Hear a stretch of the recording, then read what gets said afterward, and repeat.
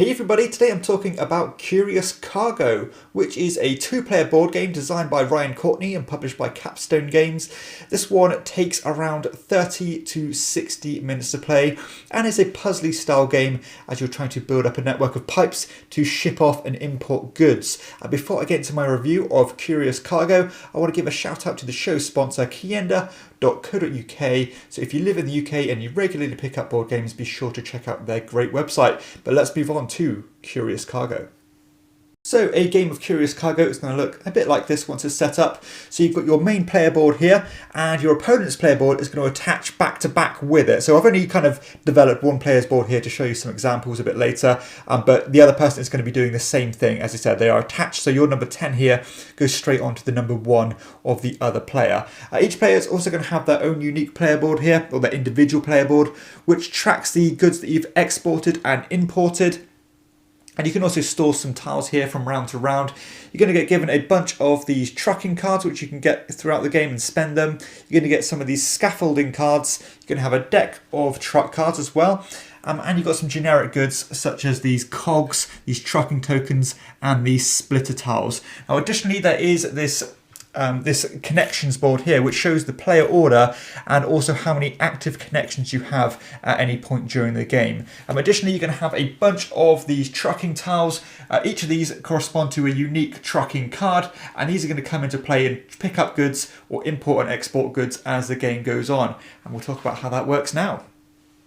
So the idea of this game is that you're trying to export and import as many goods as you can to either get victory points or to meet a certain victory condition by importing up to this star symbol here or reaching 10 active connections. So there are different ways you can end the game, but generally it will come down to victory points. And the way you do that is by building up a network of pipes. So the idea is that you're trying to connect these machines here to the borders here by a continuous connection of pipes of the same colour. So you can see from this machine we have this blue pipe with an unbroken connection to this number 5 here. Additionally, this red pipe goes from this machine all the way to the number 4. Now on top of that, you can also build the machines to your import section, which will connect to your opponent's output section. The actual structure on the way that these pipes are placed is quite simple. So the first phase, you're going to get 3 actions to either draw tiles or place tiles onto your board. So you can take any combination of that by maybe spending 2 action points to draw 2 tiles and then 1 to place 1, or any order of that. So you can do, draw 2, place 1, draw 3, place 3, anything like that. And as you can see as well, from round to round, any tiles that you have left in your hand go on your storage area here, which can still be used, but only the ones on the top of the pile. So you need to be quite careful on how you arrange that. Additionally, whenever you acquire these gear tokens, you can do that a number of ways by covering up these symbols or reaching certain points on the active connections track. And you can actually spend one of those to get 2 more action points to either draw more or place more onto your board. Now, obviously there are some restrictions you need to abide by when placing tiles, like you can't go off the grid, for example, but you can actually build vertically as well and overlap existing tiles. So as the game goes on, you might want to break up this red track and build another blue one, and you can do that by covering up one of these, for example, and trying to manipulate the board state to what you currently need. Additionally, you cannot have any kind of hanging tiles like this, for example, and that's where the scaffolding tiles come into play, because they act as a kind of a pillar to balance them on, and you only have a limited amount of those, and you can actually choose to play without them if you want a more difficult game. But you could do that, for example, to show that it's all on level and that you are not overhanging. So that's another way to get around these restrictions.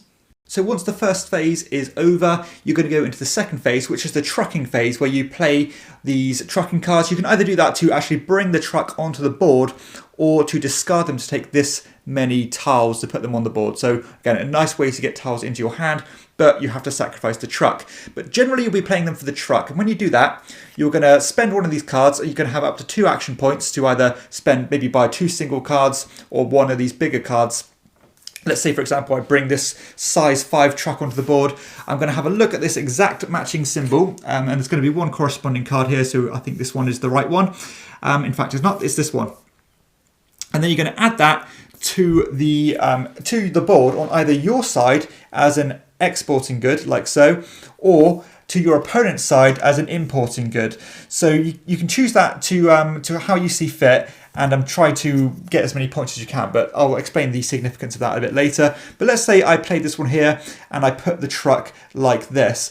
Now, whenever you have an empty slot on that truck connecting to one of these pipes, then you are going to put the relevant good, so in this example the red good, from your leftmost space onto that space on the truck like this. So you can see here that this red one is automatically being fulfilled because it's going straight onto that spot. Now whenever you have this symbol on it, it means there's no vacation or no space to put that good on there, and additionally you cannot have two of the same good on the truck next to each other. But you can do this as you like, and whenever you fully load up a truck by having all the spaces complete, then you're going to get this bonus as well, which is either going to be more of these gears, these trucking tokens, which let you draw and play trucking cards, etc.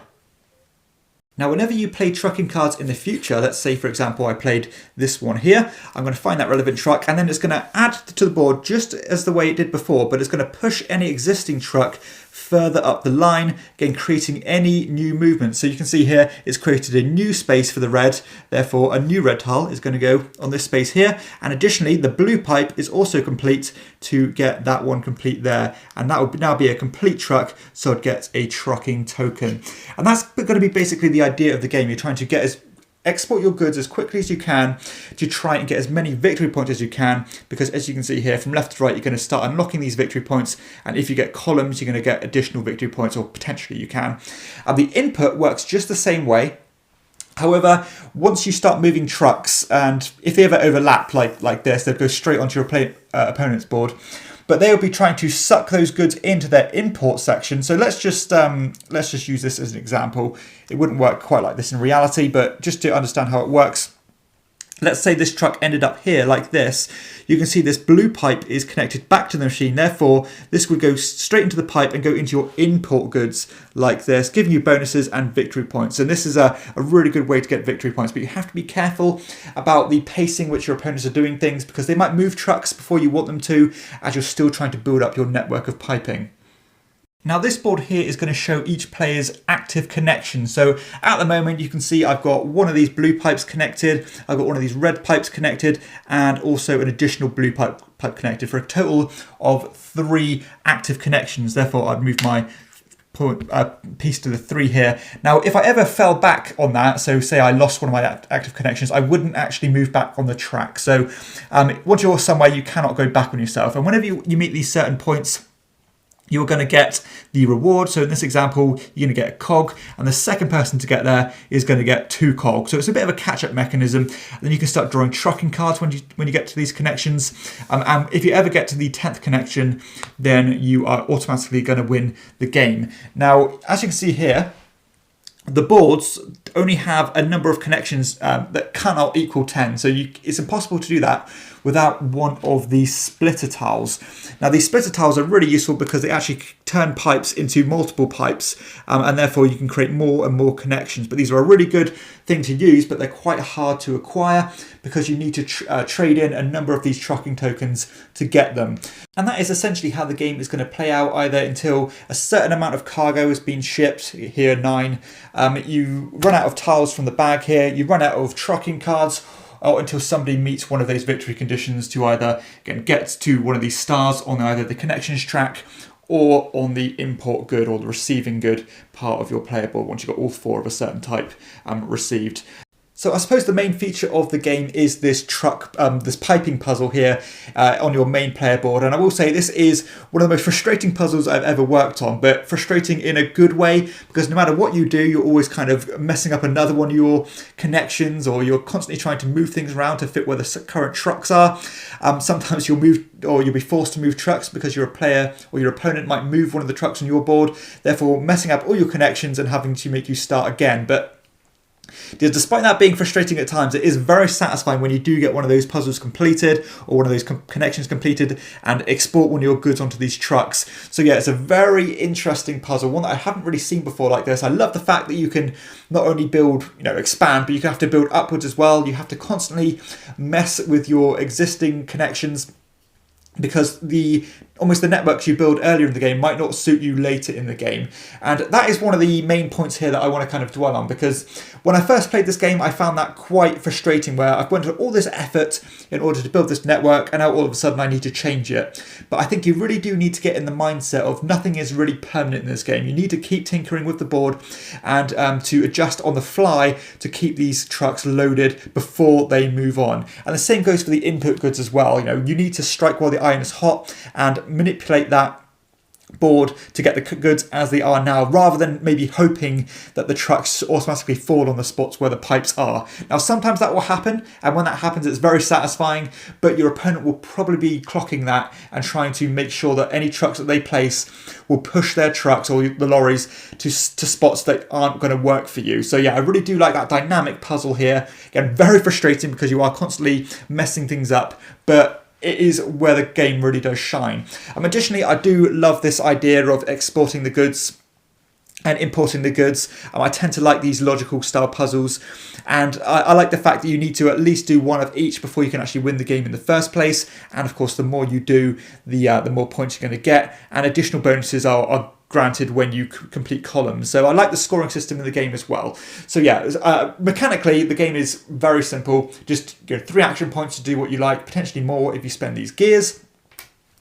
And I like the way that most of the game you can do simultaneously, because you are just working on your own puzzle, spend those 3 action points as you want, and you can do that again at the same time as your opponent. If you really want to, you can boil down to the turn order by referring to the turn order track here, just to see maybe who will move up at certain points to get these bonuses if you want to be really gamey about it. But generally, you're going to be playing at the same time, simultaneously with your opponent, which makes the game flow a lot nicer. I do love the way that these trucks work, by pushing each other and potentially pushing them onto your player board, because sometimes you might want to be pushing or getting the exact right truck to push them to where your pipes already are, where your network's already completed, to get those goods just done without much work. But at the same time, you need to consider about how it's going to help your opponent, because if you push this truck a certain point, as soon as it goes past that threshold, it's going to go straight onto your opponent's board, which, if this was a bigger truck, might end up importing goods for them and get them a big bunch of points. So you do need to consider that, and be wary of what your opponent's network is as well as your own. So that's a really cool thing. It's a nice give and take, and that passive interaction is quite interesting. Your board goes directly onto your opponent's board, and you're going to affect each other. Now, I'm not quite sure how I feel about playing trucks on your opponent's side, because you are actually permitted to play trucks from your opponent's export goods, which can of course help you and give you more control over the goods you're importing. But that can really throw a spanner in the works for your opponent. It can feel a bit take that-ish at times, but I think more often than not, you're going to be more concerned with your own puzzle and probably playing cards on trucks on your side rather than actively trying to hurt your opponent. Curious Cargo does say on the box it takes 30 to 60 minutes to play. I would say from my own experience, you are leaning more towards that 60 minutes, which, despite this one being a really small, a small game in feel, it doesn't feel like it outstays its welcome at all, because you are always engaged in your puzzle. You're always constantly trying to map things out. And, you certainly don't find yourself getting bored or anything like that. So I do like the way that this is a relatively small game, but has a lot of crunchiness to it.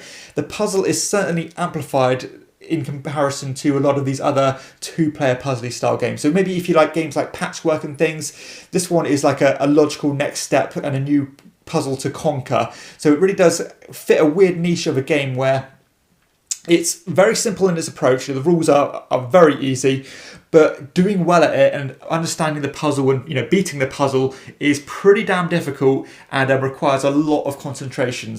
I feel the replayability of Curious Cargo is actually quite strong, and mainly because the game is so unique. There's nothing really out there like this. I mean, I know this is kind of loosely based on Pipeline, which is a much bigger economic euro, and this one kind of takes one aspect of that. But I don't have anything else in my collection like this, so I think the longevity will really work in its favour because it is so unique.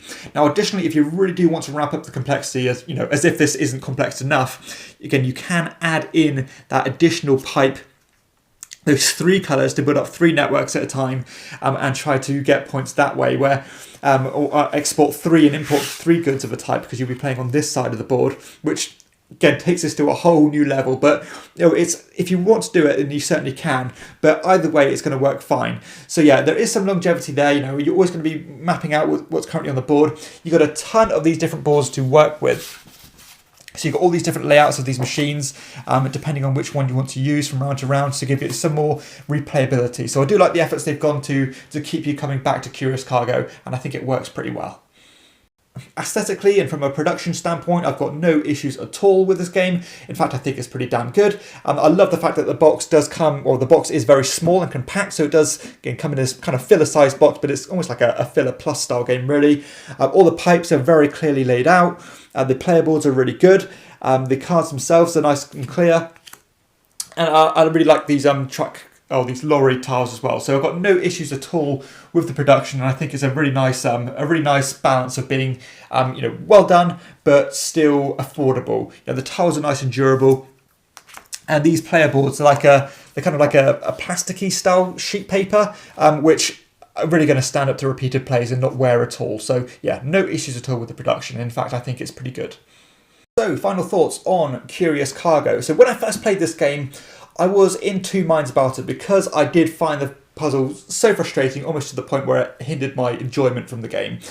But when you start to play this a few times, you start to understand how the feeling of the game is different than you might first expect. Because, as I said earlier, when you play a lighter weight two-player game, you're probably expecting something a bit breezier than this, something that isn't so restrictive. But once you understand that this is what this game is going for, it is supposed to be a next level style game, and you do have to constantly adjust on the fly, constantly almost tear down your previous networks in order to move forward and progress. And again, once you get into that mindset, it starts to become a lot more enjoyable and a lot more dynamic. And I love this push and pull of the truck tiles coming in and out your board, constantly changing the input ports and the output ports. That's just a really cool thing. It almost feels like a quite involved game with such a simple rule set.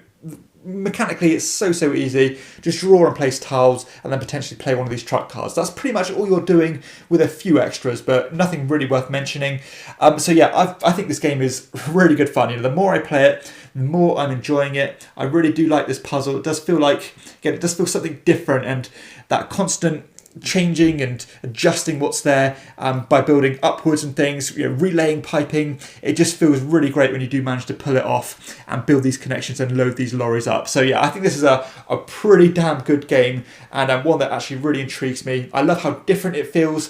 It fits a real niche on my gaming collection of being a simple game, one that anybody can understand, but one that not everybody is going to be good at, or not everybody that's going to kind of overcome easily. So yeah, I think this is a really fun game, one that definitely deserves a bit of a spotlight on it. So yeah, if you like these puzzly style games, and you want something a little bit more restrictive, a little bit more difficult, then I'd strongly recommend giving Curious Cargo a look and some of your attention. So this one is going to get my shield of quality, and it's staying in my collection for the foreseeable. That is Curious Cargo.